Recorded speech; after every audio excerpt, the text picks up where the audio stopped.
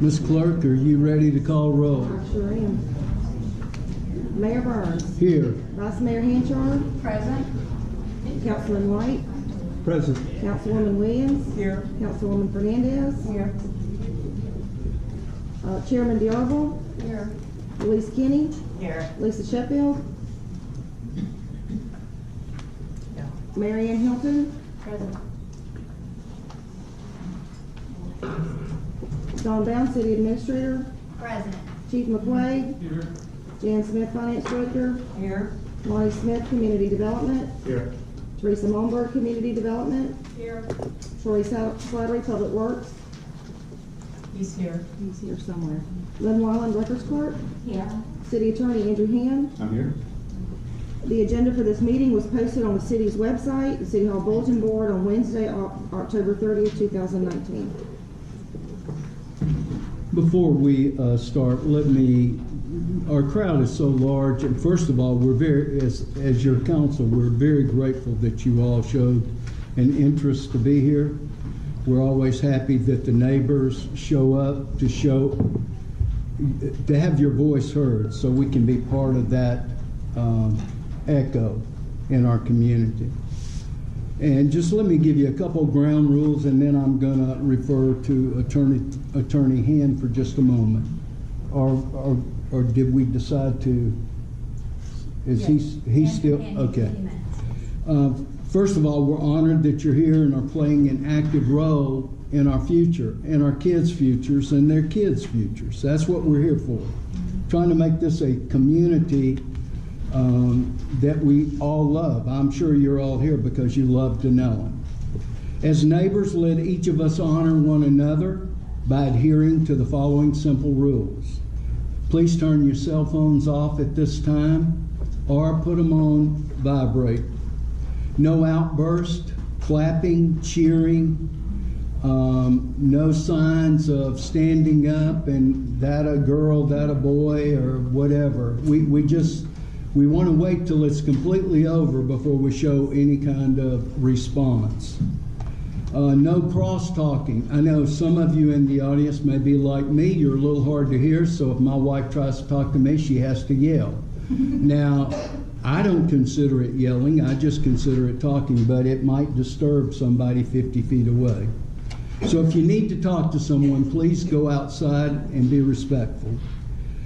Be respectful to all the speakers. Everyone that's up here is allowed their opinions. They have a right not only to their opinions, but to their ideas. Only those who have signed the sheet in the back will be allowed to speak. There will be a strict 3-minute limit. I know some folks, for whatever reason, after the 3 minutes is up, that doesn't matter. They're not interested in the next person's time. They're only interested in continuing to talk. So I will confront that, I hope, in a loving sort of way. This is any comment, anybody that comes up here, I need you to direct your comments at me, not to other folks, either other council people, staff, or the developer and his staff who's here tonight. This is a city workshop which allows the guest speaker to simply present their ideas. No permits, zoning changes, or any other decision will be made tonight. Any requested changes to the city's comprehensive plan will be presented and discussed in future formats, allowing city neighbors to present their ideas and opinions. No one here tonight has a crystal ball. At this meeting tonight, therefore, we can all agree to disagree without our own narrative of why we are right and someone else is wrong. And please be aware that we still have another planning meeting after this meeting. So hopefully we will get through this in a orderly, respectful, that's my prayer anyways, manner. So with that said, I think Attorney Hand, if you would. Yes, Mayor, thank you. And Chief, is it possible, I know there's some humidity out there, but is it possible to prop those doors open just to provide a little better view to the folks that are outside? I don't think we're getting the process of work. Okay, if it's not possible, it's not possible. In that case then, before we start with the first agenda item, I just wanted to address a matter of relevance that fully developed this afternoon. As the council's aware, and many of you are aware, the property that is about to be discussed has been the subject of a series of lawsuits for the past several years. There's currently a settlement agreement in place. I've been in touch with counsel for the previous property owners, the Rainbow River Ranch LLC and Conservation Land Group LLC, and they have agreed to drop the lawsuit. They have a current settlement agreement drafted that they have reviewed and have agreed to as of this afternoon, which I will be presenting at the City Council meeting on Tuesday. The meat and potatoes of the agreement, it simply undoes any former settlement agreements and says that the parties are walking away. And it's that simple. So it goes away. The next step after that, there were some, the last agreement included obligations on part of the city, as well as if it was successfully completed, would place some restrictions on the property. It's my contention, as well as Mr. Dodd, the managing member of both of those businesses, that this completely dissolves the settlement agreements, but because there's some language there that creates a covenant that runs with the land in the event that they are completed, the next step would, under best practice, would be to enter into an agreement with Gissy Rainbow River Ranch LLC, the current property owner, just saying that everything's gone. There's no obligations on behalf of the city and no restrictions on the property as a result of the lawsuit. It starts everything at par zero. Back to agriculture, correct? I'm sorry? Is it agriculture? She's asking, it means, yes, the existing land use and zoning is in place. Okay. So I just want to make sure. Yes, and if the property were to be developed, it would have to be developed under the state of Florida laws, Marion County regulations, as well as the city of Dunnellon laws, ordinances, as may be amended during the process of an application to receive. And that stipulated settlement agreement only sort of, well, it said we would go through the process to consider those changes. So it didn't, by nature, change it. It just said we'd go through the. Can't hear. Can't hear.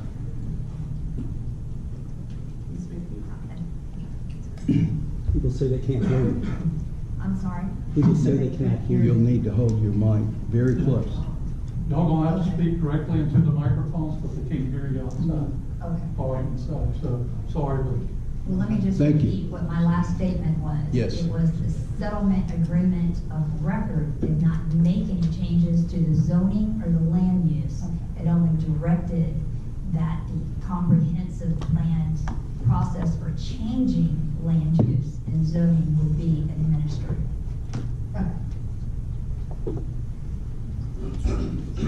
All right. Well, Mr. Gissy and your staff, we're very happy you're here. We thank you for coming. We thank you in advance for your presentation. Thank you. Thank you very much. Thank you, Jeff. Good evening, Mr. Mayor. You're gonna need to speak in the microphone. I should have listened before. It's not on.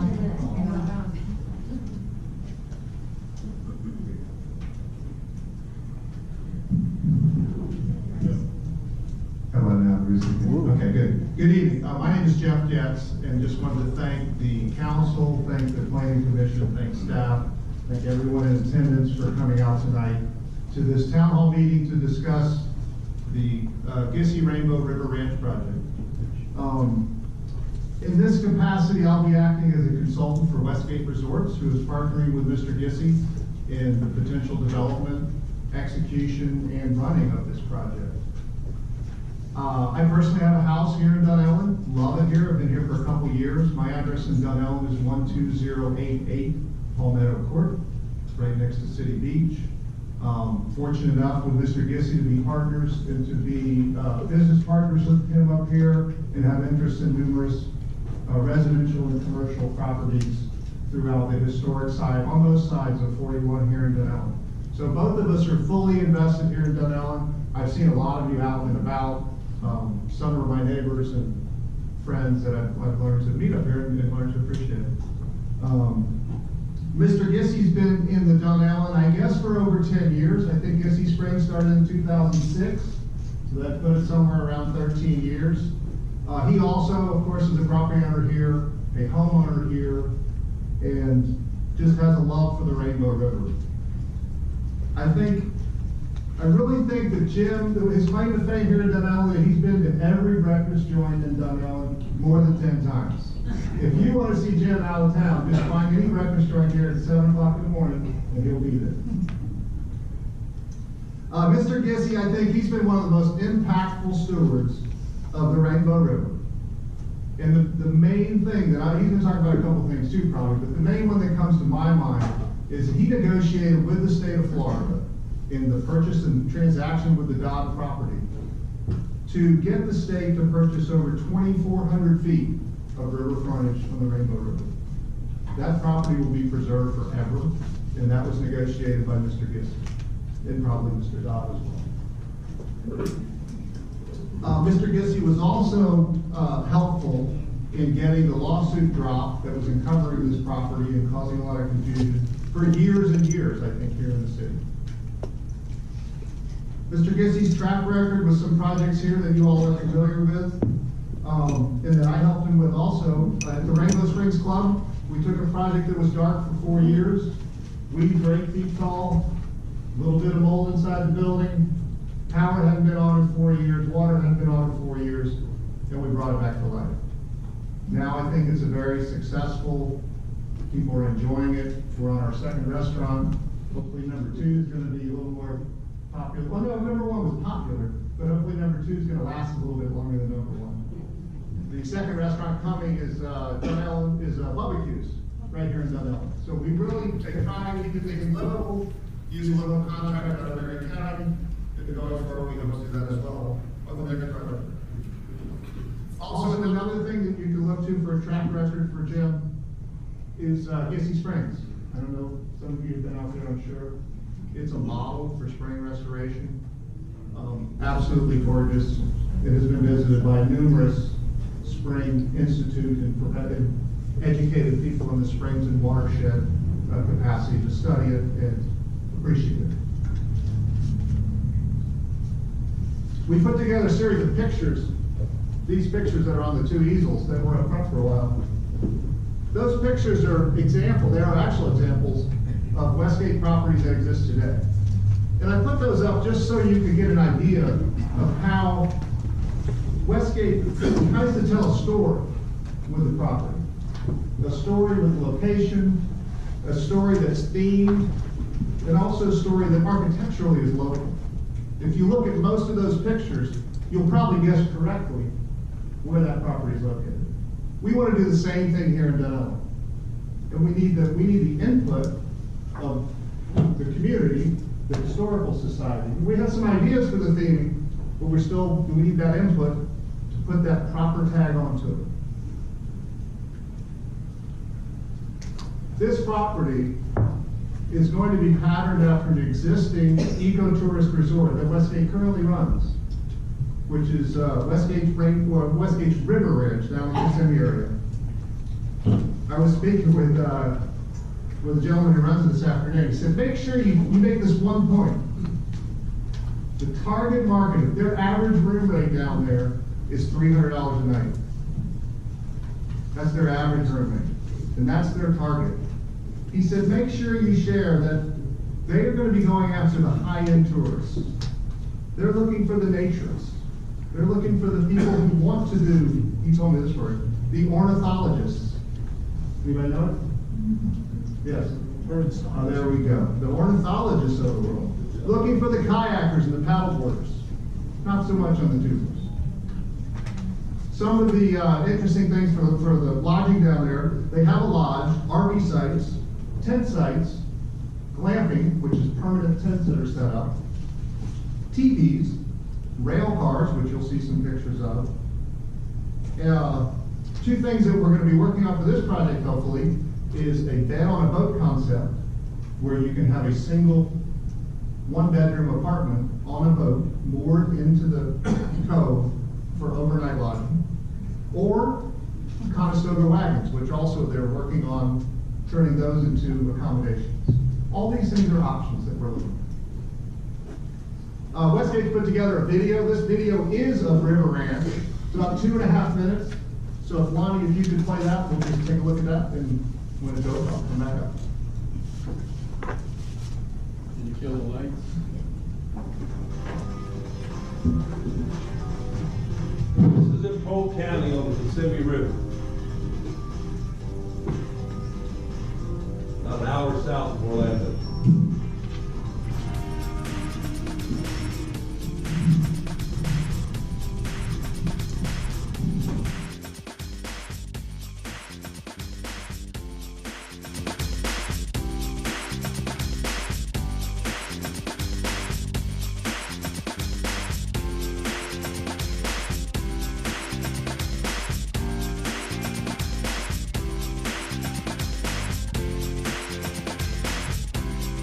What I was thinking here going forward, I've been talking to this today, Rodeo might be possible. I'm looking for those unique ideas and unique resources and activities that people will enjoy and appreciate.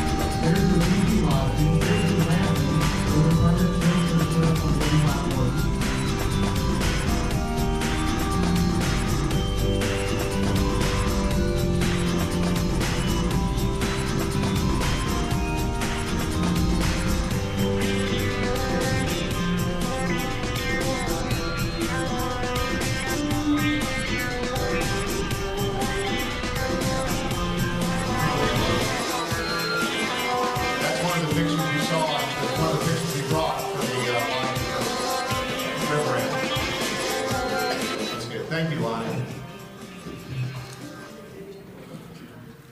So we'll have a field trip down there too, if anybody wants to go on a field trip, so it could be kind of fun. If we could have the lights back up and then go back to the conceptual map, please. And I'd like to go through the conceptual map if I can. And if everybody can see it, we're going to be starting on the lighter green right there down by the water. And I'll basically be going down the legend over there on the right-hand side. Maybe you can slide over there, Lonnie, just for a second to show the legend.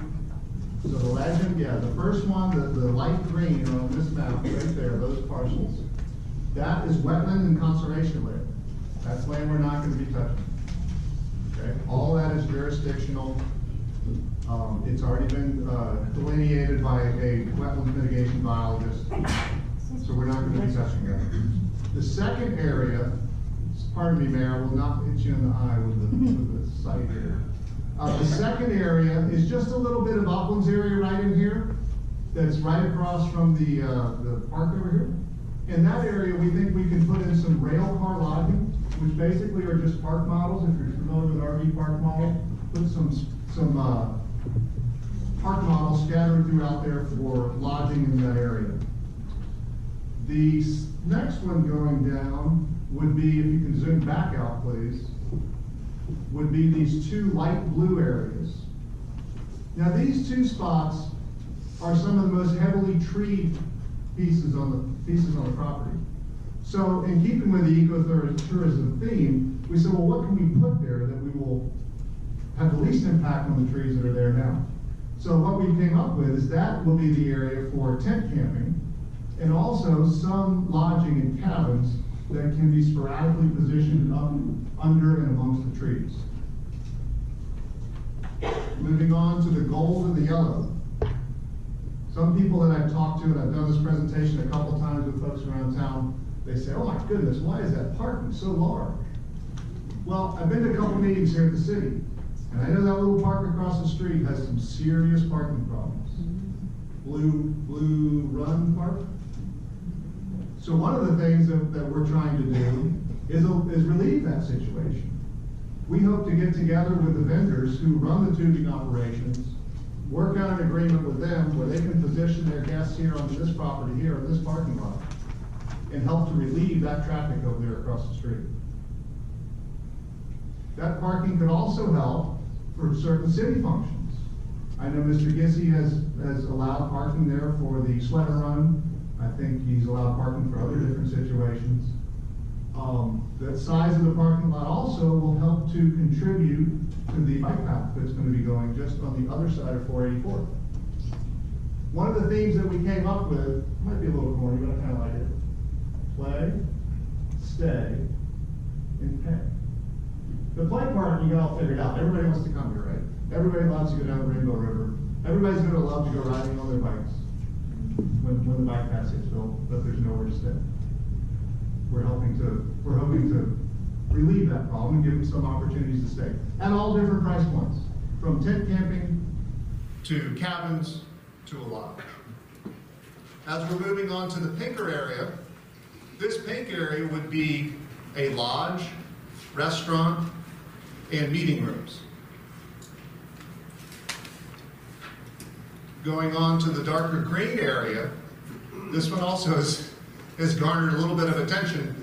We were just out walking on the property, and we looked over a certain area, it had a nice bowl shape to it, and Jim said, this would be a beautiful spot for an outdoor amphitheater. And boom, it made it on the map. Now, some people said, what kind of music is going to be there? How loud is it going to be? What time is the operation? How is this going to work?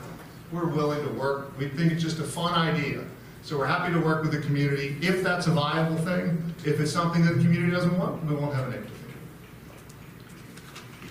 Moving across the street is the red area, is an RV park. That's my background, is RVs. I had some RV parks before coming up here to Dunnellon. That's a 30-acre parcel. Some people said, why so big? That will accommodate 200 RV spaces, which is a medium-sized RV park. And again, we don't want it so dense. You can get it on a smaller parcel, but it'd be very dense and would not be as attractive as it could be if it was spread out over a comfortable portion of land. I think we've gone through most of those. A couple other things. There is a golf cart bridge we're proposing to go over Hendricks to allow the people from here to get over to go there. Also, there is a launch site for kayaks, paddle boards, and tubers. And then if you go further to the south, there is a landing site as well. It's about a 45-minute float from the entrance to the exit right there, and then they could exit walking back up the pedestrian parkway. We've had some discussions if this would help relieve the park further to the south, and we're happy to continue those discussions and work through that to see if that's something that could help. I'll keep going through quickly because I could go on for hours with all this, but I'll hit a couple other highlights. You could zoom back out if you would, please. I have 8 points, and I'll go through them quickly.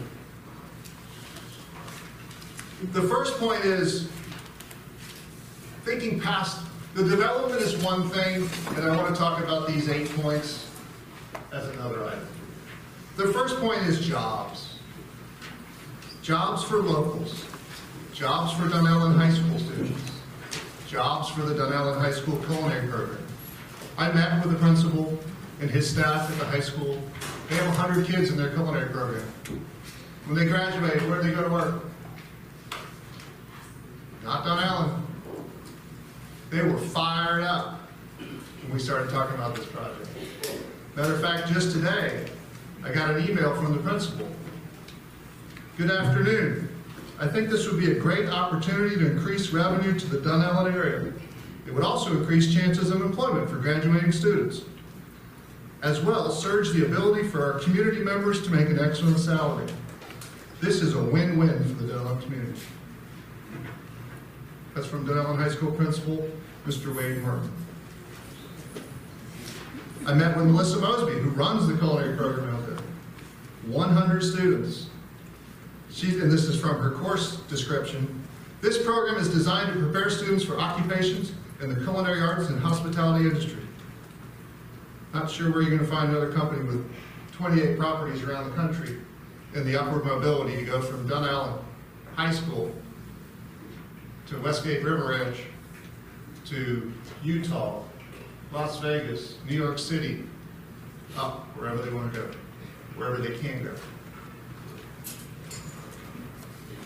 We also, in the jobs vein, we received a nice endorsement and a nice letter from the Dunnellon Chamber of Commerce. And I'll let Julie read that if she likes to, but Julie highlighted on a couple things. Again, stressing jobs, that she wants to have residents that live in the city and work in the city. She wants to see the tax bases increase for Dunnellon. She also realizes that this project heavily promotes 10 of the 13 goals, including the city's economic development study that was just endorsed a couple months ago.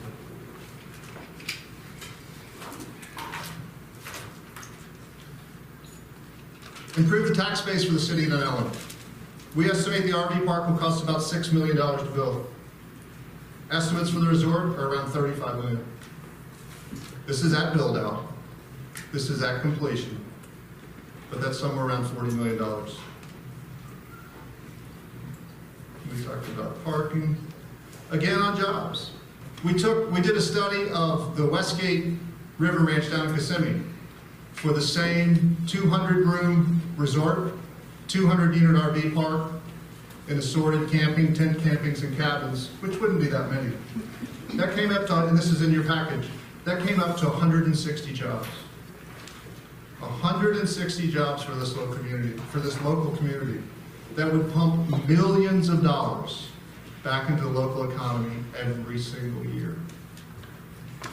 Salaries go from housekeeper, dishwasher, on up to the general manager, accountants, IT. Please, yeah.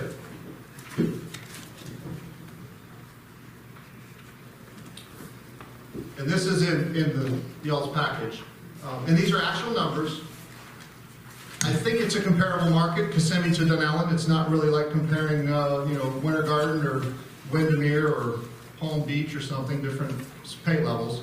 But you can look through those, and there's some exciting opportunities there, especially for kids who are coming out of high school who get started working in the food and beverage, and then they end up being the food and beverage director, and they're making $96,000 a year.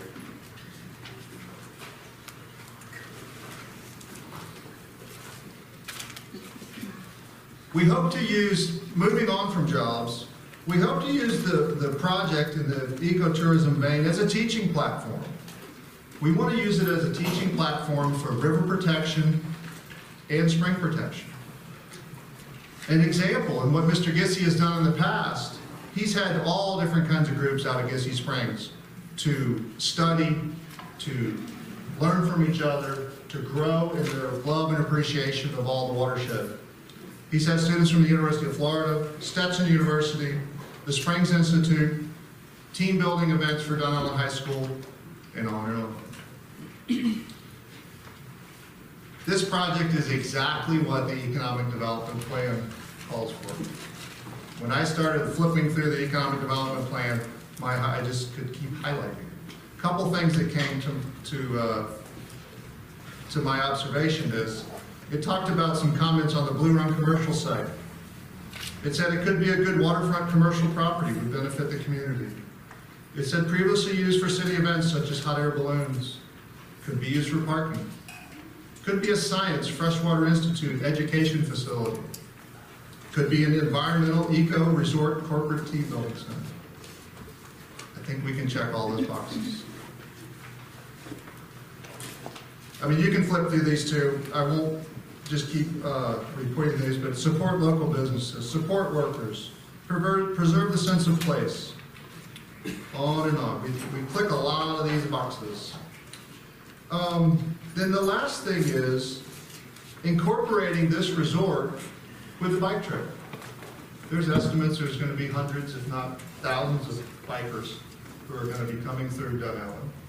And we need to be able to provide them with the opportunity to play, to stay, and to pay. And the pay part is the last one. That's where the city gets involved. Everywhere else that people, just about everywhere else that people hit the water, nothing hits the pocketbook for the city of Dunnellon. I got some numbers from Nate Witt. Year to date, 68,000 people have gone through KP Holt. I don't think much of that money has hit the coffers of city of Dunnellon. 79,000 people have gone through Blue Run Park, year to date. So we want to provide an opportunity that the city of Dunnellon can capture some of that revenue through increased property taxes, through increased payroll, and gain some of the benefit, not just all the burden. So I'm going to yield it to Mr. Gissy now, and we're available to answer any questions. Thank you. Thank you.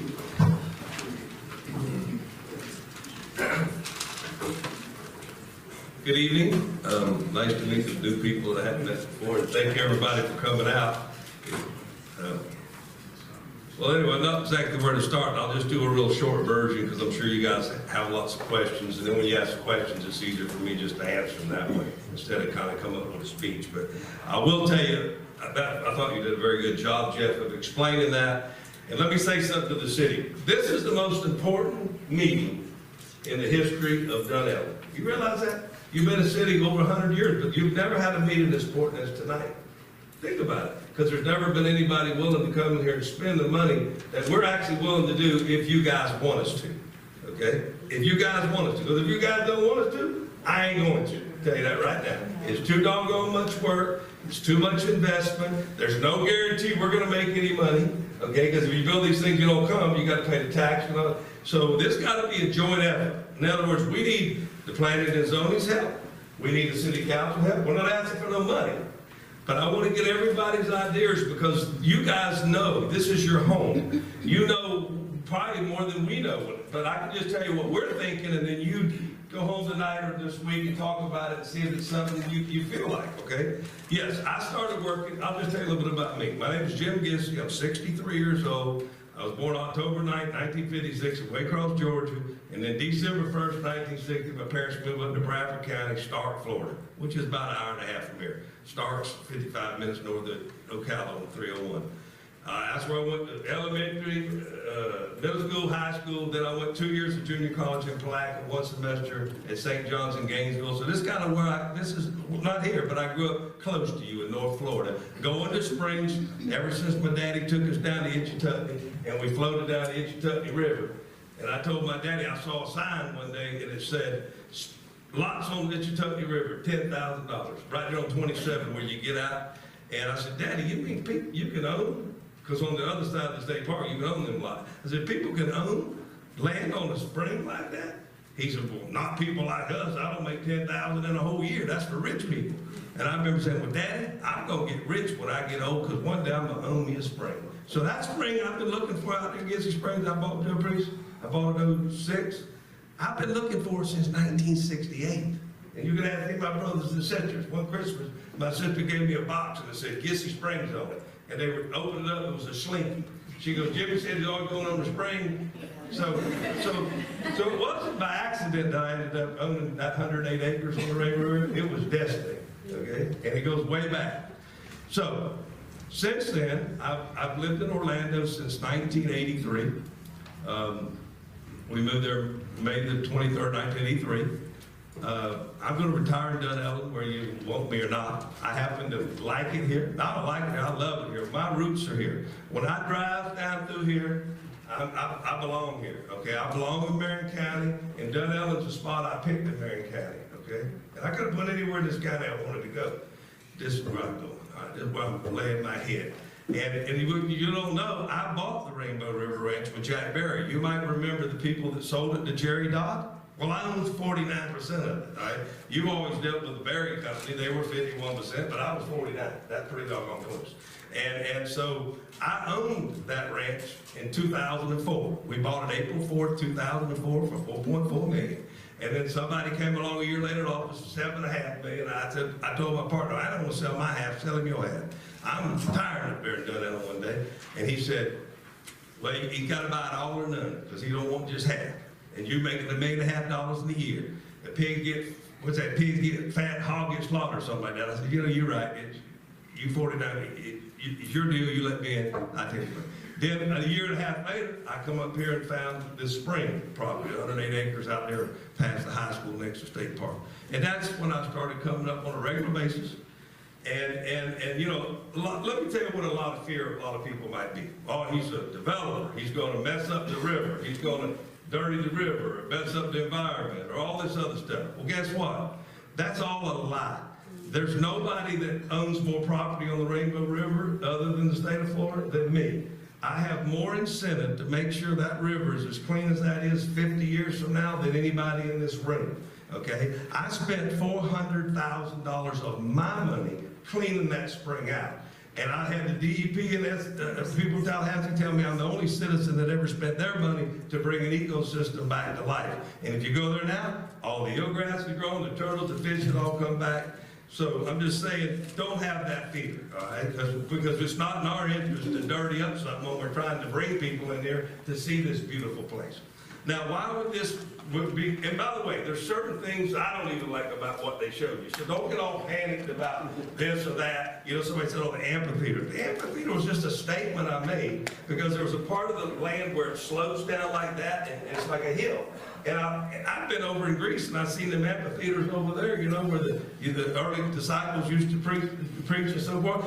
And they still got it, by the way. And I said, well, that would be good. Put a little stage down there and I can put seats in the hill as you're going down. And I was visualizing like a movie night. You know, you put the movie and the families come there, or maybe a piano player, concert player. It sure ain't gonna be loud rock and roll. I'm 63 years old. This is a family resort. I had my party days, and that was 30, 40 years ago. So I'm not into late night partying and loud music and stuff like that. It wouldn't do anything to harm my neighbors. Because why would I harm my neighbor? I do what my mama teach. Treat people the way you want them to treat you. We're not stupid people. We know how to do it, but act right. But let me tell you why this is good for Dunnellon. And it's almost really fits like a hand in a glove. I worked for a company that was fortunate enough to start Westgate in 1983. We had 28 resorts, and we have hotels. We have 400,000 owners that belong to our timeshare group. We have hotel groups, timeshare. This is not timeshare. This is a hotel, okay? But what I'm saying to you is those people, the average income is about $120,000 a family. 90% of them are college educated, and there's a lot of people that would like to come here and stay in Dunnellon and experience what you have to offer here. But we don't, let's face it, we don't have the accommodations for them. We don't, okay, they're going to pay $300, $400, $500 a night. You see those teepees? They rent for $600 a night and they're full every weekend. I wouldn't pay it, and I'm rich, but there's people paying. Right? There's 6 beds in there, and there's bathrooms. What you don't know, they're not teepees. They got bathrooms, the toilet heat up and blow dry you behind when you're done. It's one of them, you know, I mean, washing everything. So they're high-end teepees, let's put it that way. But they are $600 a night, and they are full every weekend. But I don't see that market here, but I see $300 or $400. But, you know, so it brings in the quality of people that will go to the restaurants in town. Some of them are going to say, wow, this is a great place to retire, honey. And they're going to come in and buy a home on the river. That's what's going to happen. And it's going to start bringing in higher, it keeps the property values up. That resort's going to make the property in the river higher, not lower. Okay, because what makes prices go up is more people buy and sell. So this is just a preliminary. We wanted to come and make our introduction tonight. What we visualize is building something similar to what Jeff showed you on the Kissimmee River. we have, it would, like we're thinking glam, because people would stay in tents, but nice ones, you know, tents with bathrooms, and, you know, I mean, nice ones, okay? And very high-end glamping, they call it, high-end camping. And if we see that successful, then we'll put, you know, we got more reservations than we got people, you know, places, then we'll build a lodge, okay? And then with the lodge, we'll have, you know, restaurants, bars. We want to cater to the bicycles as they connect all these bike trails. If we build this lodge, people will call, this will be the axis. If you look on the map, all the bike trails come to Dunnellon. Okay? I don't know if that was just by sheer luck, but they all come right to the doggone bridge out here. So what happens, you'll be able to stay at our resort, get on a bike and ride all over the place and come back and have some place to stay. So I can just tell you what we're thinking. And we don't have any final, and we want to get, I see Bert Eno and the Rainbow Ridge Conservation Group in the audience. We want their involvement. And we want to get the Springs Institute because I want to put some education part. And this is something that actually those guys brought up, not me. But part of our resort, I would like to build maybe down the hall, like a museum for how the springs, what we need to do to protect them. You know, let's make this educational, where you can come here, stay at an eco-friendly resort, and learn about what you can do to protect the doggone springs, okay, and get involved. So that's kind of the logic. We want to cater to the bicyclist. I want to cater to the horseback riders, okay? You got this friggin' trailhead out here. I'd like to take somewhere on there and put some stables and let people overnight board their horses and then go ride them on the trailhead all day. So we can cater to the horseback riders. We want to cater to the bird watchers. We want to set something up there. We don't want to just cater bikes. We want to build a bike shop. There'll be a bike shop attached to the lodge where people can come rent bikes and take the bike trails. Okay, so we want to cater to the bird watchers, the people that want to go boating on the river. There'll be fishermen stay at our resort that'll go out and fish in Lake Rousseau. But guess what? They got to eat dinner. They're not going to eat dinner every night in our resort. They're going to go to they'll stroll out into the restaurants and everything. And I think the most important thing is jobs. Because I have worked for this company, and it will be Westgate Resort if we decide we want to do it. Westgate Resort, Rainbow River, crazy. We got another one down in Kissimmee, but I've seen a lot of jobs. I mean, our lowest pay is $12 an hour. So whoever's cleaning our rooms will be $12 an hour with 401s and with health insurance. All right. So and we give raises every year. And in Orlando we're going to 15 by 2023. So there ain't no $8 an hour jobs. I can tell you that. So our minimum job is going to be $12, and that's start and going up. And the managers will be well over 6 figures. You know, whoever's running this resort. These people can afford to buy houses in the community. This is all, you know why Orlando's so lucky? 40 million people come there a year, they spend $2,000 to $3,000 and they leave, okay? They leave. So all the locals we get the job, the benefits, we get the best roads. That's what you want here. You don't want it to grow too big. But if you can get people to come in and leave a couple grand and then leave, okay? And that's what you want. You want them to see it, and that's what's going to happen, okay? If we do it, we're going to bring in people that want to come here. Why are they coming here? They're not coming here to go to Disney World. They're coming here to go look at nature, to enjoy the Rainbow River, to go on the Withlacoochee River, to enjoy. And then what are they going to do? They're going to say, oh, let's walk downtown. There's a historic downtown. Let's go to the train station. You'll probably start having to do a tour of the historic train station. And then what's going to happen? A lot of them are going to be retired or maybe by age 50s, 60s or whatever. They're going to say, hey, honey, that looks like a great place to retire in that doggone Marion County in Central Florida. That's a good place to live. Let's face it, y'all don't know how good it is. That's why you're already here, okay? Because South Florida is too crowded. Orlando, believe me, you will not be able to be there 5 or 10 more years. That's Los Angeles on steroids. It is booming. So that's why I know I'll never sell my house in Orlando because I got a wife. I mean, I'm sure I got a daughter, her husband again. But I'll be living in Dunnellon in 6 months. I'm going to build a house on the ranch, this same ranch, but it's not here. It's right down on the river where the house is. And I'm going to take the house over there and that'll be my guest house. And if I'm up here, if you know anything about me, I like to do business. I'm a businessman, okay? I have many companies and many properties and many businesses.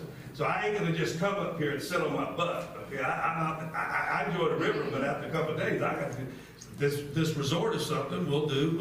And I think it's good for your community. I know it is, but I don't want to push that something. So I'm just up here to show you what we're doing. We're fortunate, I know I'm done, because I know Don's limit. It's wonderful that you guys have everybody like this, because it's nice. You have the planning and zoning, you have the city councilman, and obviously, I mean, I've been to a lot of your meetings, and I ain't never seen it where they're parked outside. So obviously, there's a lot of interest in this, because this is the biggest thing that's ever happened in Dunnellon. If this happens, this will be the biggest single investment in Dunnellon, and it's one of the bigger investments in all of Marion County. And you'll have it right in your city limits. So I think Jeff did a wonderful job of telling the opportunity, but think of the construction jobs building. Okay, think of it once it's built. Think of all the lowest job is $12 an hour, which is clean. You know, clean the room. There'll be people mowing there, but then there's going to be people working the restaurant. There's going to have to be front desk people checking. There's going to be managers. There's all kind of entertainment. These people aren't going to live here, work here, and drive to Orlando. They're going to move in here and move into a house that's decayed, old, and run down and fix it up. It's just going to fix up the city. And I think we have a pretty good track record. I know pat myself on the back. It's going to take 60 more seconds. I saw Keith Canton in here, and he's a broker up there in that real estate office at Rainbow Springs. And if you go back, that's the first thing that I bought up here that I picked up. I bought some land. But now, you remember how raggedy that building was up there? When I went up there and met them, the realtors, there was live animals under there living what to keep. And you see, that was the first thing what we remodeled. Then you can go out to Rainbow Springs and see what was done out there. Okay, and like I said, some of you seen what we've done at Springs. So we do quality work. We're honest people. We pay our bills faster than anybody. Everybody knows you get a bill, it's paid. I pay immediately, and we're good people. And Dunnellon is where I'm going to retire, and that's it, because it's halfway between where I grew up in Orlando, and I like to do this resort. If you like to have it part of your city, and if you do, we'll do it. And if you don't, we won't. It's okay. It's fine. I'm still going to retire up here. I'll find something else to keep me busy. But this is what I'm doing for the people, not the other way around. So that's all I have to say. Does anybody have any questions? Don? Yes, sir. Yes. Next on the agenda will be the council, and we'll get back. Okay, thank you so much. Thank you, sir. Thank you. Thank you, Mr. Kiss. Council comments, insights, thoughts. I'd just like to thank them for coming and sharing their thoughts and ideas, and it's a lot to take in this evening, and it's definitely, sorry y'all, I do like to thank y'all. It's a lot to take in, and definitely will like to hear what the rest of our council has to say, and to hear what the citizens of the area have to say. So, but again, thank you for coming, and glad you're going to try and take care of our springs. That's one of the most important things we have here. So, Thank you. Council, others? Thank you, Mr. Getz and Mr. Getz, for the presentation. If you can't hear me, that's definitely a problem. But thank you for your presentation. I like the idea of jobs. I'm a native of Dunnellon. I've been here all of my life. When I wanted a job, there were no jobs in Dunnellon. I spent gas and I spent money on wear and tear on cars traveling back and forth to Ocala, Levy County, to work.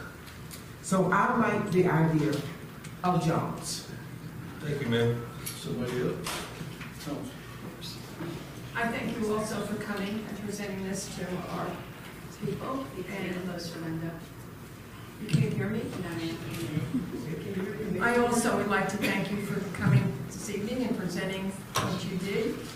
I'd also like to hear from the people that are going to be here in our city and see what they have to say, and the Planning Commission. And that's it. Thank you, ma'am. Councilman? I want to express the same welcome that's already been expressed. Like Valerie said, this is a lot to consume at one time, a whole lot. The way I look at it right now, this is like a layered cake, and right now I'm at the icing. Okay? That's the way I look at it. Just some questions I have from your map is I noticed on your lagoon, that lagoon used to be called, or is called by the locals at Turtle Cove. That's what the locals call I've it. never heard, okay. I do notice on your map, you do have it labeled as a private lagoon. Yes. With a red line across the front of it. Right. Could you explain what Yeah, that's a good what you're question. thinking by private lagoon, Yeah, that thank red you. line across it? Yeah, thank you, Commissioner. That red line is from the state of Florida. All right, that private lagoon was land in the 1890s. In fact, when you walk out the door, there used to be a picture, I don't know if it's still up there, a survey of Dunnellon. And the river was where the red line is. The private lagoon was land. It was land. You could stand on it in the 1890s. That was a phosphate pit. So I have the deed to that lagoon, okay? I own the land under that water, right from the Swift Mud and DEP. If I want to put a fence on it, I could, okay? Because that's private land. That is not the river. So that's the clarification of why it says private lagoon. What happened is, I'm not sure exactly, maybe some of the older people that live in town would know, but years ago, in the late 1800s, that was a private lagoon, and then somehow they opened it up and the water, went in there and it became part of the river, but it's technically not part of the river. It's owned by me, or owned by me. Yes, it is me. So your interpretation then is you own not only the land, but the water with that? That wasn't my interpretation. That's what I got from the Swift Mud and DEP. They sent me a letter, and they'll send it to you if you contact them, and it'll show the property line, and it'll show that, and it says private property. So it's your interpretation that if somebody outside your guests would enter the lagoon, they could be trespassing? Yeah, that's absolutely right. Mm-hmm. Yeah, that's the thing I want to bring up also on Gissy Springs, just while I got everybody here, because there's always some time, I haven't cared, not to get on different subjects, but, well, no, I won't go with that subject. No. In other words, I don't make the lines, the state did that, or, and that's right, that is a private lagoon. Okay, We'd like to hear about Gissy Springs and why you want it off. Excuse me? All right, the same thing about Gissy Springs. Excuse me, Oh, I'm out sorry. of order. I'll tell you after the meeting. We're gonna keep going, please. Okay, I'm sorry. But thank you. That's right. Yes, sir. It doesn't matter. On this private lagoon, I also noted from Mr. Getz's presentation that one of your plans is to possibly put permanent boats that are floating there in the lagoon. Actually, when he mentioned that tonight, that's the first time I heard it. I thought that's a good idea. But let me just say this: we don't know what we're doing yet. So I don't want you to think that we have this master plan. We don't. We're just coming here with an idea. We want to form it with y'all guys. We want you guys to help form it with us. But I will tell you that did like a light bulb in my head. I kind of liked it because that's a private lagoon, and there's now where they build these like marinas around the shore, and they actually park little floating houseboats are what they are. So I think that's a brilliant idea, and if y'all liked it, I would definitely pursue doing that. Remember, these are nothing's permanent. This is, we're saying we want to do it, and then we'll meet with you guys because there's all the rules and regulations that we have to follow, and we're looking for any suggestion you can give us. If you look at the red area, the RV park area, you have 30 acres. And Mr. Getz says it's planned to have up to 200 spaces. So it could possibly be 200 spaces on 30 acres. This property with a much bigger amount of acreage, when it was considered for homes, had 240 homes scheduled for a much bigger piece. So now we're putting 200 RV sites on a 30-acre plat. Correct? That's the number he came up with, so Well, like I said, we're not saying we have to do that. We're just saying what we'd like to do. You have to tell us, but yes, it's 200 RV spots. Yeah, 200 RV spots, yes. But if we do a lodge, there could be 200 lodge units too. But but these aren't houses. These are where people would check in for 3 days, 5 days, and leave. The reason this question has water is there was a lot of concern within the city about having 240 homes on that property when the property was whole. So it would follow that now that we're reducing it to 30 acres with the possibility of 200 RVs, I would think that argument might even be magnified. Question, who owns the RV spaces? Who owns Who would own them? Yes. We would own them, and we would rent them out. What we're trying to do is get people here, you know, so the more the merrier. I'm not look, I'm not stuck on an RV park that has 200. I don't have to have that, okay? It's just what David, I'm only gonna own 50% of this. David Siegel's gonna own 50%, and we happen to have 200 RV sites at River Ranch, and that's quite a good model. We're just trying to copy the model that already works. Because what happens, some of the RVs cost $1 million. I mean, we're not talking, let me clarify, we're not talking about an RV park, quote, quote, like RV parks in Marion County. We're talking about an RV park like you would see at Disney World, okay? That kind of RV park. So you have to appreciate that the questions I'm asking are actually questions based on the presentation that I just listened to, right? So when you say, I don't know if I'm gonna do that or not, I don't know what to do with that, because the presentation says that's what the plan is, so I can only... Well, what's the plan if you guys like it? If you don't want to do it, then we don't do it. It's like, let me say the green spot over there. That became a controversial thing. And I'm only being told that from people, I never turned a computer on in my life. But some friend of mine said, hey, there's a lot of people complaining about an amphitheater, so we take it out, okay? And it was just a thought based on, I think it's really cool, you know, quite honestly. I think it would be beautiful if you could take your family down here, you're sitting on the side of a hill, and down in the bottom you have a screen and you watch it like a Disney movie or a nice family movie. Or maybe you have a guitar player down there or a piano like Yanni, you know, like entertainment for people to do. I think it would be great. The comments that I have received from mostly residents that live on Hendricks Street has to do with sightlines and the visual, what it looks like to go down Hendricks Street and see an RV park there now. If I was living down Hendricks, I would be very concerned about that too. But before we decide to go ahead with it, and I put my money in this, I'm going to make sure everybody down Hendricks is happy with it. Because we all know, if you've looked at most RV parks, it's not exactly something that makes you stop in awe and take pictures of it. Well, you might on this one. I would encourage you, if you would, go to Williston, which is very close to here. Williston Crossing is a friend of mine who built that RV park. It is top-notch, 5-star.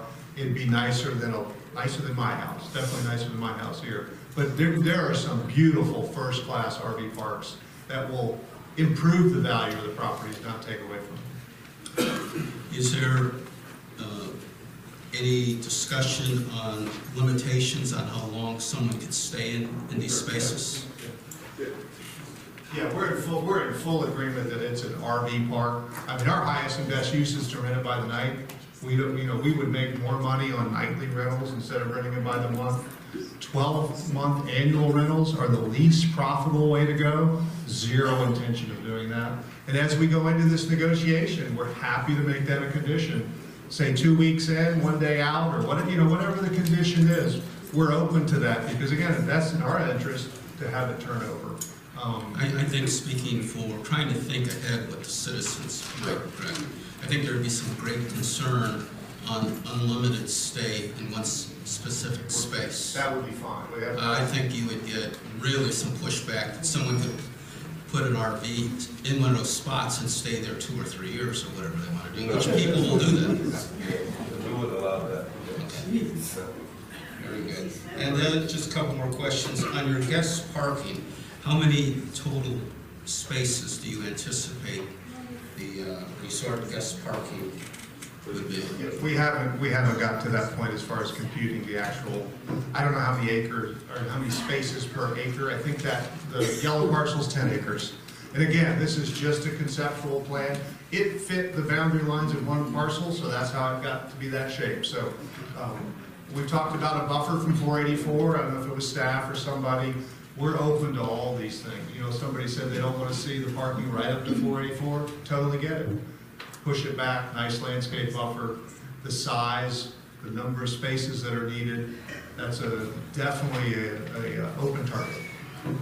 Just one more comment. One of the things I have heard from council is that sometimes the limitation of parking actually artificially caps usage. For instance, once parking is totally taken up at Blue Run Park, and there's nowhere to park on 484, you, in a certain way, you now have limited the use of the park. KP Hole used to be able to control the amount of tubing because once their lots were full, they stopped letting anybody else in until they expanded their parking. And then let vendors come into it. That way they got around the cap that the parking was. So my comment or question is, if you expand this parking right across from Blue Run Park, even though it may alleviate the initial need for the parking, would it follow that if more people are able to park there, Blue Run Park will then become even more crowded and more congested than it currently is? I don't know the answer to that question. I mean, I don't know the answer to that question. I mean, I don't know. Mayor, thank you very much. First of all, again, thank you, gentlemen, both of you, your presentation. Here's what I like. This is what stuck with me. There's a book called in Proverbs, and a guy by the name of Solomon wrote it. And I was impressed with what he had said. My people perish for lack of vision. So you gentlemen have brought your vision to the city. Presently, the city has its vision. And hopefully, we can make a way to create a better, I think it's called synergy. Your vision, our vision, a better vision. Yeah, that's what we'll Especially with the help of people. At least that's what I hear you say. That's exactly what is you're not going to do anything that the neighbors, I'm sorry, you're not going to do anything that the neighbors are totally against. As a matter of fact, I also hear you saying, you'll take your marbles and go home if this isn't what the city desires. Right. My prayer and hope is your vision, our vision, better vision. That's my prayer and hope. Well, Council, that's fine too, thank you for your questions.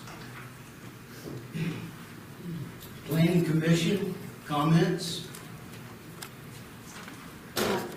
I'm Brenda D'Arville, Chair of Planning Commission. I think it was a very good presentation. Can you give her the mic? Brenda D'Arville, Chair of Planning Commission. I do think it was a very good presentation, and we appreciate the efforts you've put in thus far. My biggest concern is not with the concept. I think you've got some wonderful ideas, but going forward is the traffic issue. We are experiencing stresses in traffic patterns now, so has there been any discussion or thought about that going forward? Yes, and we get those. And of course, with moving forward, there would have to be some transportation. Yes, we totally get those concerns. A couple things we tried to mitigate. We would move our entrance to coming off Hendricks instead of 484. So I'm sure we'd have a decel lane coming off of 44 to get onto Hendricks, so there wouldn't be any stacking there on 484. But all these things come out in the engineering studies. They all come out in transportation studies. We would have to pay oodles of money in transportation impact fees that would help mitigate all of these items and how this property impacts the roads in that area. Thank you. Yes, ma'am. Planning. I don't need a microphone. I'm 47 kids loud. We just speak up. We didn't need. Go ahead, ma'am. I thank you as well. Appreciate your coming and addressing the people who live here and who have obviously a lot invested in our community and are interested in what your plans may be. But as you have already stated, this is conceptual. So as far as the Planning Commission, at least my concern is that I would be looking forward to specifics. So it's a little premature to say anything other than we look forward to exactly what your site plan is going to be like and how we can make some of the adjustments that may be necessary. I would ask, because this is a very specific, do you have any plans to be using septic tanks on that property? No, ma'am. So we will be talking about central sewer. Yes, ma'am. Great. And let's see, will we be shuttling people up to Gissy Springs from this property then? Some could, yes, ma'am. Some could, yes, ma'am. All right. Well, as I said earlier, I'm looking forward to your site plan and the specifics, and I thank you very much. Thank you. And I want to say something on the microphone. I don't think I need it, but I better just to be polite. I want to go back to what this Miss Louise made me think of something Councilman Mr. White said. See, it's even possible, if you want to alleviate some of the problem at the bridge, I come up here a lot. I'm here 30, 40 times a year, so I see the congestion at the bridge. And boy, talk about a potential accident coming. It's just a matter of time before a kid's going to drop that road and somebody will hit them. But anyway, it's actually possible people could park on that yellow on the right-hand side of Hendricks. The buses could pick them up there, take them up to KP Home. They could flow down and get out of my ramp.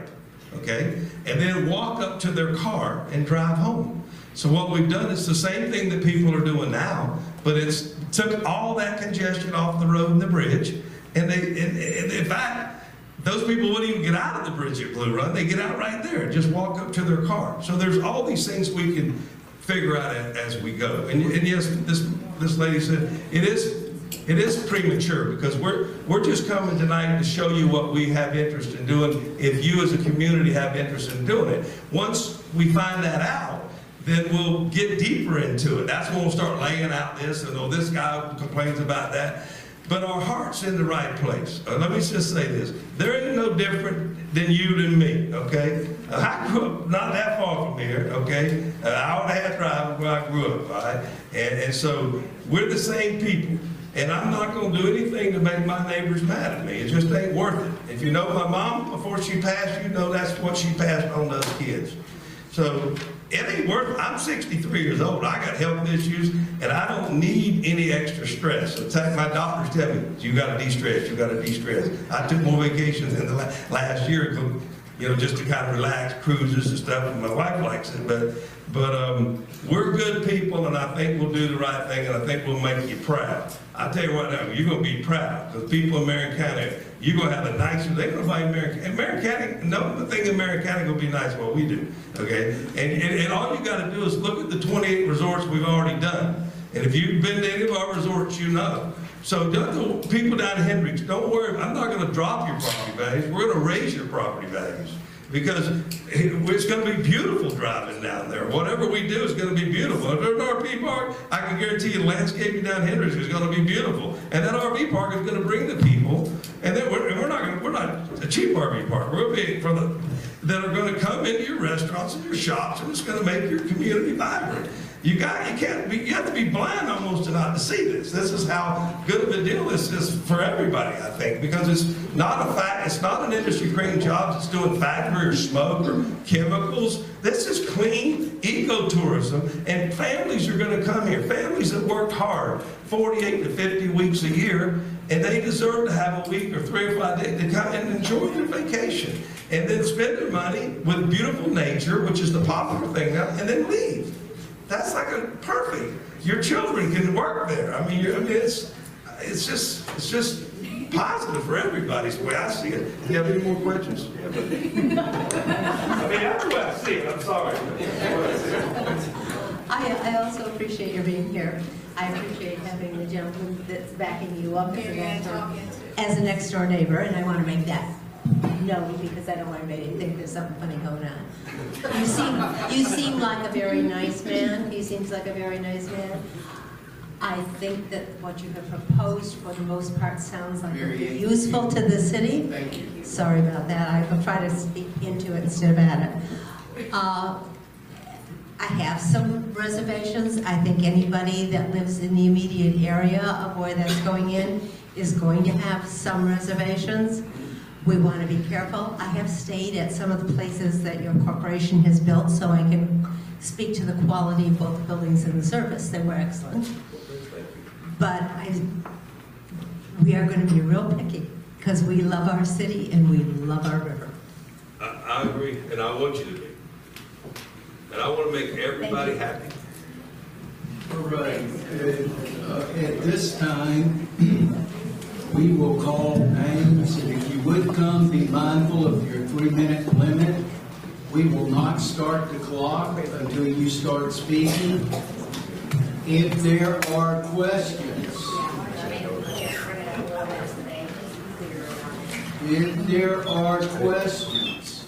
I would ask, do we have someone that could write down some of the questions for Mr. Gissy and Mr. Getz? Just because I'd like to get all the information out here first before we respond to it. Can you do this? Yeah, I'll help, and we got recording. Okay. And it is recorded as well. So. Okay, so let's go ahead and get started. Clerk, Ms. Clerk. Gary Lake.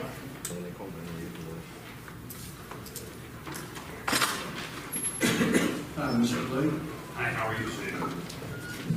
Thank you, and thank you, Mr. Gissy, for your presentation. One of the things that he stated was that it guarantees the river is going to remain pristine. Is there any way we can get a stipulation that the water gets tested every now and then to make sure that the river does stay pristine? Because once we lose the river, we've lost Dunnellon, and we need to keep that. Other than the wetlands, is there any other property being set aside? Granted, the wetlands are being set aside, but you can't use them. Is there anything that benefits Dunnellon by setting good property, per se, aside for the city's use for the people? There are rumors that this is perceived as Villages North. Are there any more plans in the works to add to this construction? Is it, okay, we're going to finish this, and then once the city gets used to that, we're going to come back with this other plan? We need to know that in advance, because eventually this could become, and I don't mean any disrespect, but this could become Gissy land instead of Dunnellon. So I would have that question. What tax benefits are they asking for to build this here? You know, if they're not asking for any tax benefits, then we win. We're not asking for any tax benefits. Okay, if question answered, we win. Jobs are local. Now, you said you're starting at $12 an hour. If you would, sir. I'm sorry. You're starting at $12 an hour. You're not going to come in here and hire local people for upper management initially. What percentage of your jobs are going to be local jobs? You know, are we going to get, okay, the people from Dunnellon will be hired to clean the rooms and bus tables. We're going to bring in our own chef. We're going to bring in our own maintenance manager. We're going to bring in anybody from out of town. We need to know that. And I'm coming down to my time limit here. Also, the dollar factors that he's talking about, $300 a night for the room, a luxury RV, that keeps the locals from using it. Is there anything that's going to, you know, we can get that the locals can benefit from? It sounds like what we're trying to do is bring in all of these people, and as he said, spend a couple $1,000s and then leave. That's great. But what's the benefit to Dunnellon as far as, are our kids still going to have to leave town to become middle management? Thank you. Thank you, sir.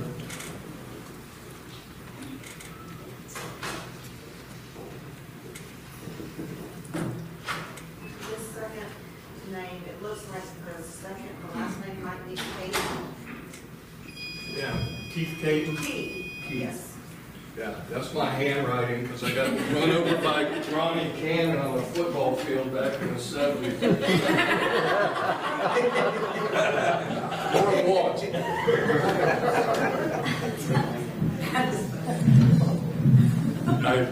My name's Keith Caton. I grew up here, graduated from Dunnellon High School. Some of you know my Can we get your address, please? I used to show up here. I'm sorry, can you hear me now? Yes.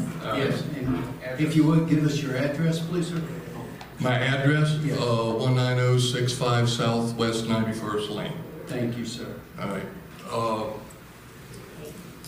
I went to high school here.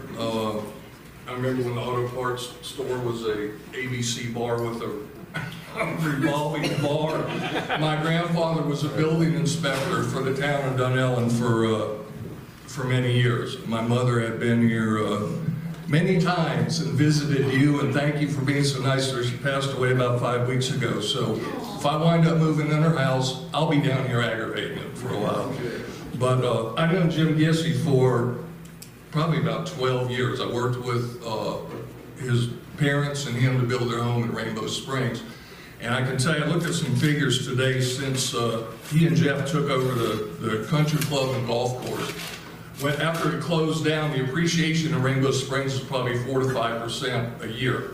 From November last year, when there was an article in the paper showing just getting started at the country club there, to today, the average home sale in Rainbow Springs is appreciated 10%. And I can tell you, for our building, it was held together by spider webs and ants, and everybody who'd been out there knows what that building was.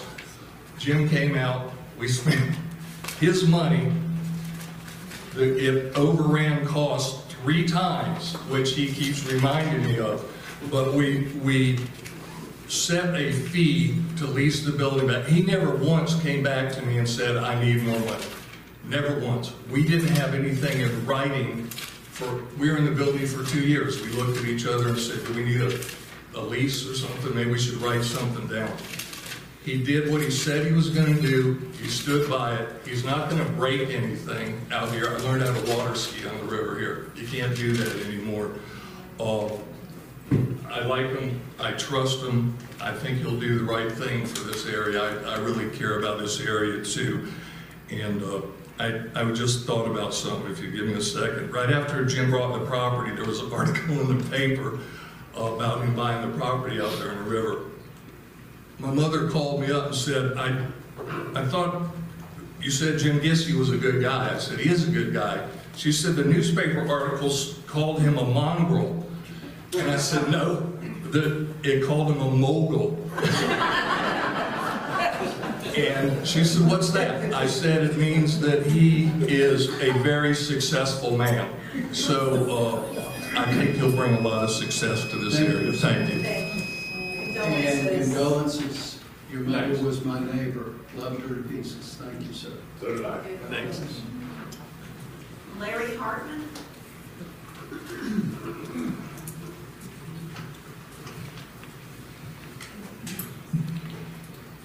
Thank you very much for your presentation. Several things jumped out. Larry, could you give us your address? Yes, I live in Holder right now. But I'm on Hendricks Avenue. Okay. Okay. So I wasn't real excited when they... We have to have your legal address for our records. Okay, it's 1126, I believe it is. It's on Hendricks Drive. It's the second cabin on the left when you go out. So I wasn't real excited when I heard somebody say they're going to move all the traffic off of 484 onto Hendricks. And since Mr. Gissy's going to be building his retirement home right up the river from us, we used to walk the railroad track up there and jump in the river and float back down. We call that Ned's Hole back at that time. My family's owned that property for 60 years, so I'm very familiar. I'm very appreciative of our river. I'm very protective of our river. And now on the weekends, on the big weekends, 3-day weekends, holidays, where you have a lot of people there for Labor Day and what have you, you can walk off from our dock right across the river to the other side and never get your feet wet. There's that many people already floating down the river, or boats trying to miss all the kids floating. So the thing that concerns me is, Mr. Gissy, I don't want to see your front yard full of more people floating down the river. So the thing that I'm concerned about is the numbers that were put out by Mr. Getz when he said KP Hole had 68,000 one year that put in the river that went down. What happens when that gets to be 168,000, 268,000, because of all of those things are built out and all those people are coming, and the river gets so crowded that we who have lived here and paid taxes for a long time can't even use it anymore. And what happens to Hendricks Drive and those who live there because of the parking lots and the traffics and the shuttles and the boats, or the people carrying people up the river with either the kayaks or the floats or whatever. those are the things that concern me, and understanding Dunnellon, we have the railroad on one side, the new public store and Walmart on the other. For a little town, this is the most congested main street I've ever seen in my life. What happens if you dump another, 10,000 people in there on that with their cars that they total on behind their big motor homes and that kind of thing? Can we take that kind of growth? And I think it's a beautiful project. It's a beautiful conception of what you can do with that much land. But I just question what it does to our beautiful river that is a gem in this area. It has 600 million gallons of water a day running out of the head springs. It's only 5 miles long. And that's the largest magnitude spring in this area, all the way down to we can watch the springs and back up this way. But the whole surface is covered, and people that float for that long have to have a place to go to the bathroom.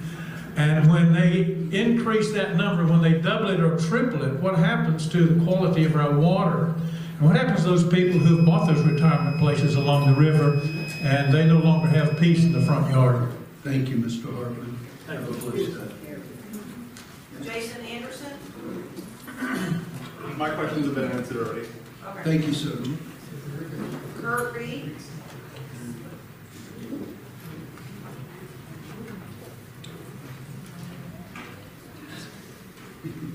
Hello. Hi. City Council. My name is Kurt Reed. I live in Dunnellon, 10661 Southwest 188th Avenue. If you want to know the address, there's no mailbox there. It's a dirt road. Okay, so I'm a guy that likes that Florida on these pictures here. Okay, you see them there? I don't have the fancy stuff. That does not appeal to me.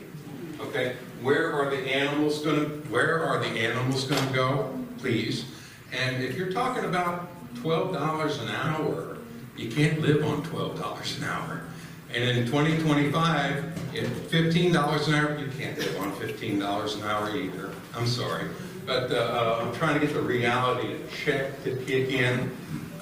This building that they're going to do, there are no sewage facilities or water facilities to take care of all of this. Not now, you mentioned the traffic, I agree with that.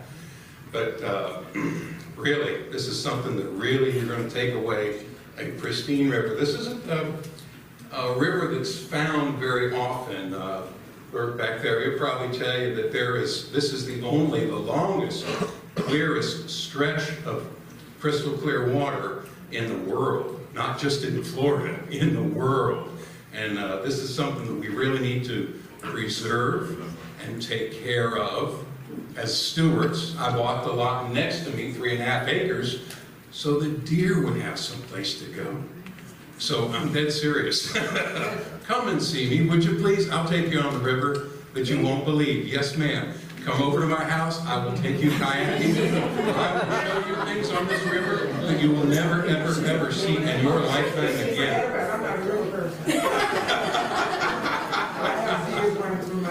Now, what they call Yissy Springs, that was cleared by my cousin when he worked for the state, when that property was owned by the state, and it was been called Indian Creek ever since, and I will continue to call it Indian Creek. No respect to these guys, that's fine and dandy, but they're newbies compared to me. I've been around a while. I was born and raised in St. Petersburg, and I remember surfing on St. Pete Beach. This is before they put the condos out there.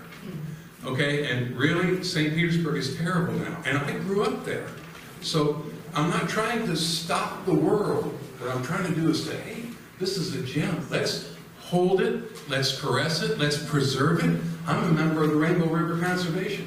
Every day I go out on that river in my boat, I have a boat full of trash that I've picked up to take and put in the garbage.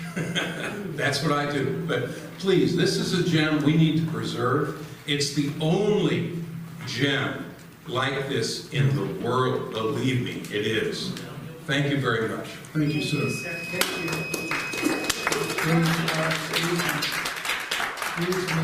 Marina? No clapping, please. I need everybody to pay respect.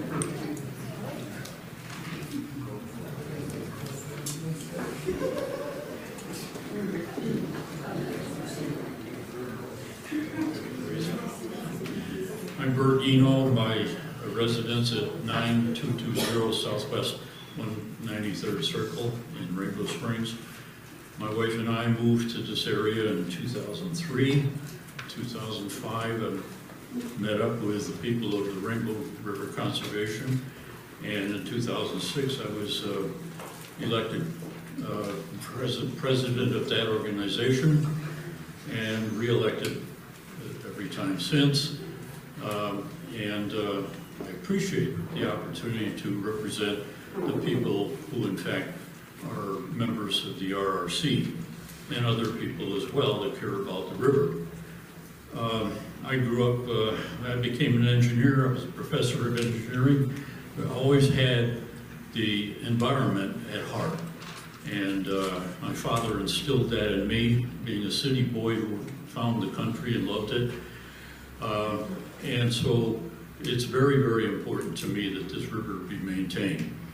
Mr. Getz approached me with this map and showed me generally what they had in mind. I didn't pass any judgment on it. I wanted to find out more information. I found out a little bit more tonight. I still feel that I need to find more information. I don't like to make snap judgments, but I do have some serious concerns. I really do question whether or not this is appropriate for the Rainbow River in Dunnellon. Now, some people have already questioned what's the condition of the river. I can tell you, not good. A few months ago, we had a hearing in Brooksville. Spent 3 days down there complaining about the minimum flow level established by this water management district. Not sufficient to protect.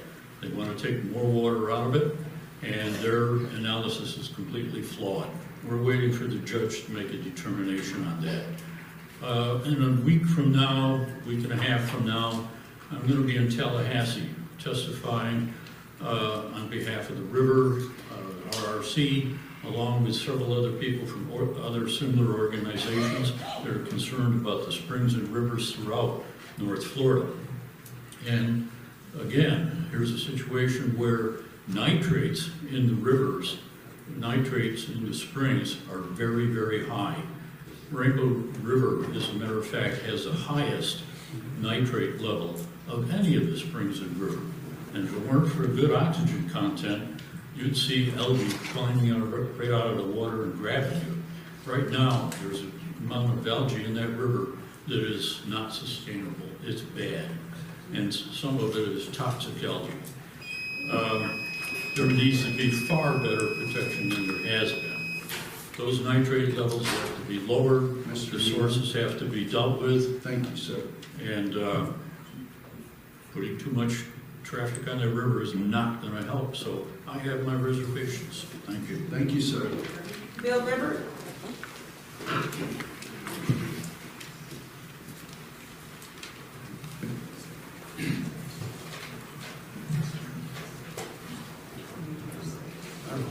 I don't seem to be following her. My name is Bill Lippert, 9552 Southwest 192nd Court Road. I just wanted to make a couple of comments about trails.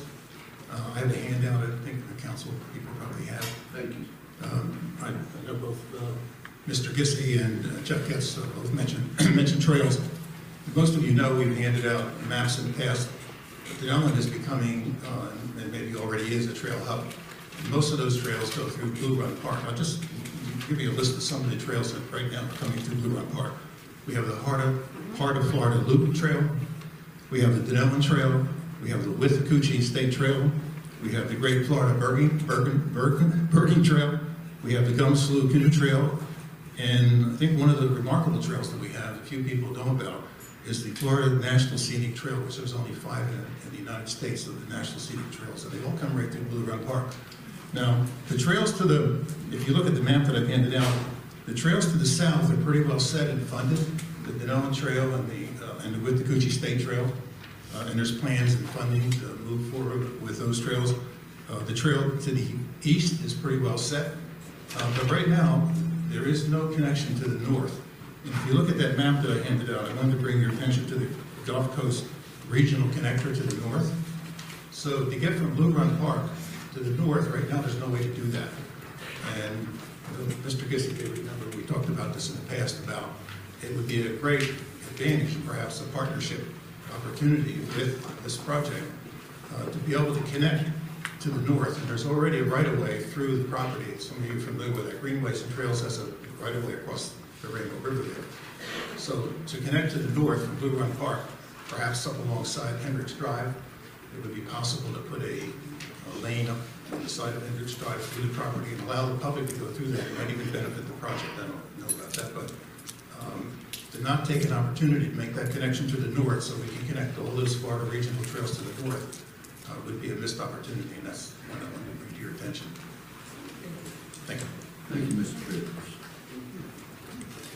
Peters. Amber Serena? While you're coming up, council, if you look, it's right there where the dots are going, you can see where it connects. Yes. And now, say you have a area. Yes, ma'am.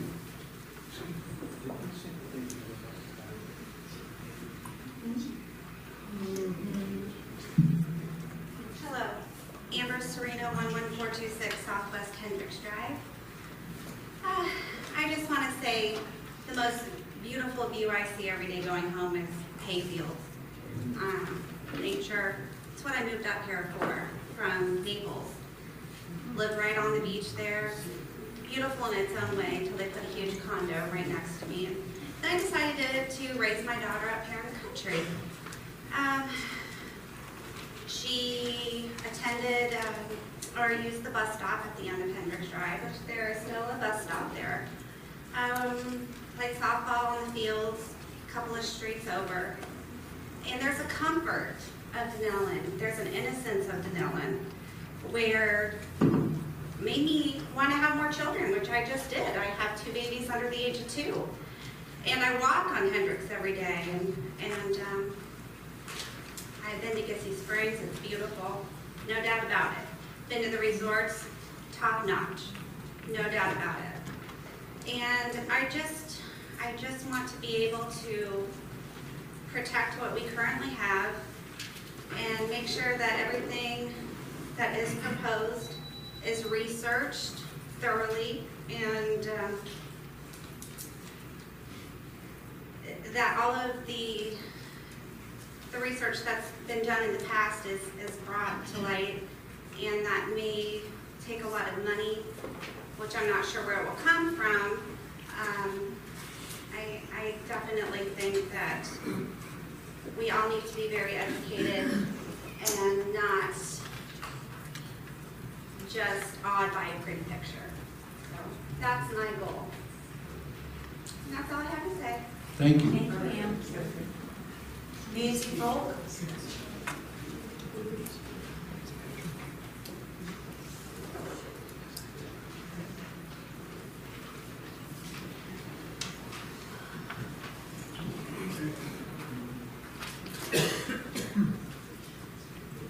I live at 20401 Southwest 90th Place Road. It's called the Rainbow Inns.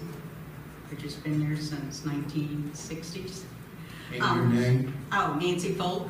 Thank you, ma'am. I was born and raised and grew up here in Dunnellon in 1951, so I've seen lots of changes. One of the great things about Dunnellon, my mom used to tell people, was one night at a football game, a dog ran out on the field, the announcer knew who the dog belonged to and asked them to remove the dog from the field. So that was always one of the great things about Dunnellon, was everybody knew everybody and everybody helped everybody. This development looks great. It's a whole lot better than a whole pile of houses. I have some concerns about it though. How many permanent buildings are going to be there? They talk about a trailer park. Are they going to be aluminum buildings that are built in little section areas? I've seen one over in Salt Springs. They call it a trailer park. People live there almost year round. So I'm wondering about that. I also wonder about the water and sewer. Where are they going to get their water from? Where are they gonna put their sewage? Are they gonna build their own sewage facility? Is it gonna be hooked into the Dunnellon sewage? Is it gonna be hooked into the Dunnellon water system? I also want to know about the dock that they're talking about building on the private lagoon, which is very good fishing and that the locals used to fish in. Does that mean that we won't be able to go in there and fish anymore? Are they going to make it that private that we can't take our boat in and go speckled perch fishing or whatever it is that you want to do there in the lagoon? I want to know, are they going to provide a swimming area on the river? Are they they're gonna have a launch area and an exit area? Are they going to allow swimming there also? I also want to know what they're gonna do about animal control, because there's a lot of animals that live out there. Deer, raccoon, coyotes, wild hogs, and stuff like that. Also, what are they gonna do about mosquito control? Because we all know that the river and the swamp areas and the areas that they're talking about leaving natural are perfect breeding grounds for mosquitoes. Are they going to be spraying all kinds of pesticides and insecticides along the edge of the river to keep their guests comfortable? I also want to know about the railroad right-of-way. Does the railroad still own the right-of-way there? Because part of the trail is where there used to be a railroad bed. So does the railroad still own that? Because I know that there's somebody over by the school that owns property there, and the railroad still owns the right-of-way through that piece of property. Thank you so much. I have one more thing I want to say. I hope you guys consider what you're doing. Please look. I hope they consider what they're doing. Thank you, ma'am. Have a blessed night. Mike Roush.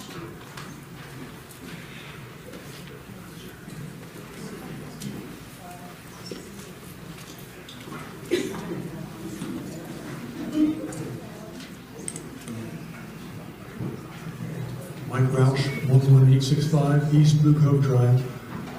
I live in Blue Cove, and I'm going to make a selfish request.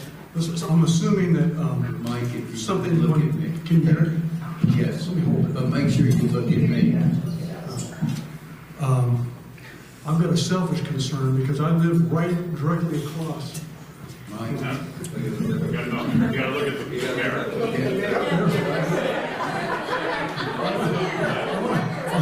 I'm going to talk to Jim Gissy. I live directly across from where you plan on making this additional tuber takeout. First of all, I don't think we need any additional tuber takeouts. If you want to have a tuber takeout, I would suggest that it be in the cove where you are. And if you have any kayaks, canoes, and tubers, wherever you start them out, they should go into your cove and get out there where you don't bother the neighbors.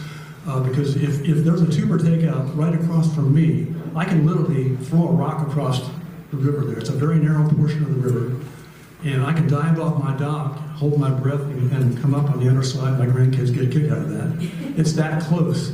And with the congestion of boats, tubers, kayaks, canoes, and then you have a tuber takeout there, and you're going to actually ruin my property value if that takes place. So that's a selfish concern, although I do commend you. A lot of the ideas are, this is an incredible idea and plan he has, but it's mostly for people outside of Dunnellon. I know that we will, revenue-wise, find some positive things, but like I say, I'm very concerned about my one selfish thing, and my property value will definitely go down if that takes place there. Thank you. Mike, thank you for your honesty. Oh, can I make one more thing? One more suggestion to Jim. Possibly a scenic, if everything does go good your way, possibly a scenic walk there to the dock and a place where people could go before and after lunch, breakfast, or dinner, take a walk to the end of that section and look at the river. But please, no tuber takeout, kayak takeout. It would be horrible there. Look this way. Thank you, Mike. Thank you for your honesty, sir. I like the selfish part. That was good. Megan Siegfried. There you go.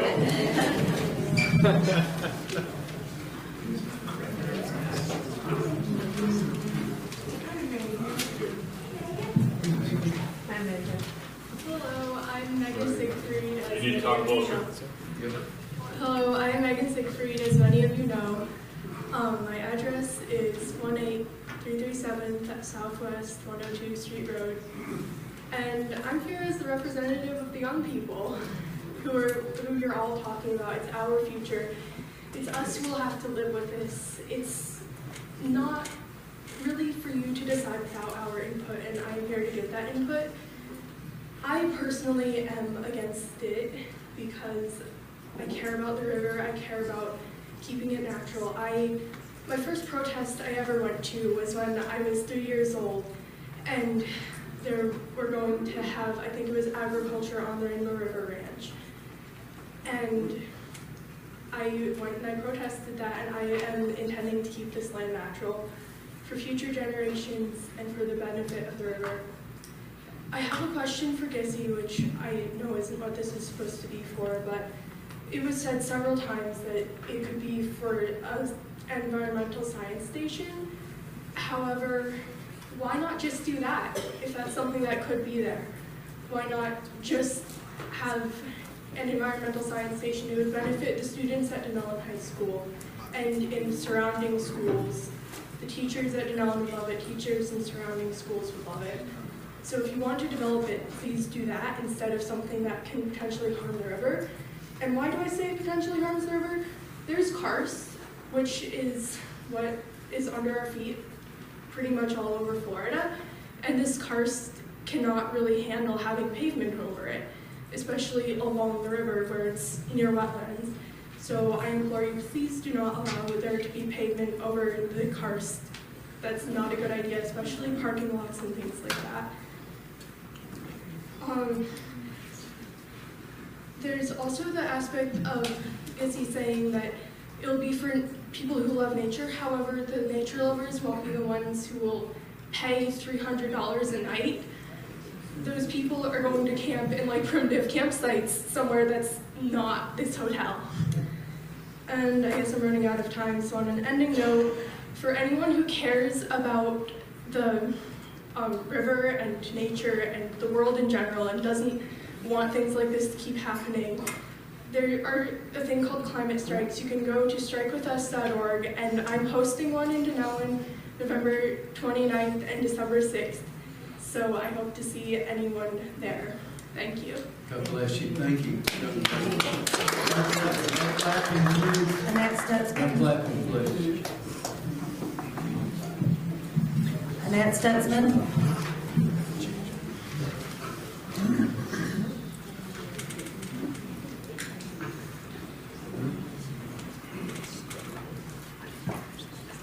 Hi, Annette Stutzman, 204 Southwest 192nd Court, Dunnellon. Just want to say thank you. And we don't need a 3-minute clock on me. I'm fast and to the point. Listening to what they presented, I think it's a lot for this area. But in presentation, they said this is just a presentation and it can be scaled down. I also think this area needs growth. To be able to support this town, because we got rid of our utilities. We got large salaries in the town. We got to have some kind of something coming into this town. I think the number one thing, the river has to be addressed. There's, even with all the kayak places, there's way too much on the river. It's stressing the river.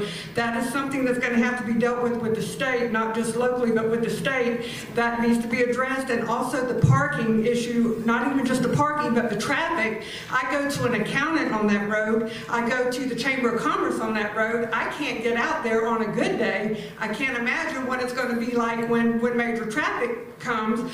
But I heard them also say that they were going to look into this and do what was necessary they would have to. Again, it would be a government issue. But we have to look into some kind of growth, whether this is it or not. I encourage you to do your homework, educate yourself, and learn more about it, but stay open to something in Dunnellon. We've got to do something. Thank you. Thank you. Patrick Peterson? I'm going to take his time.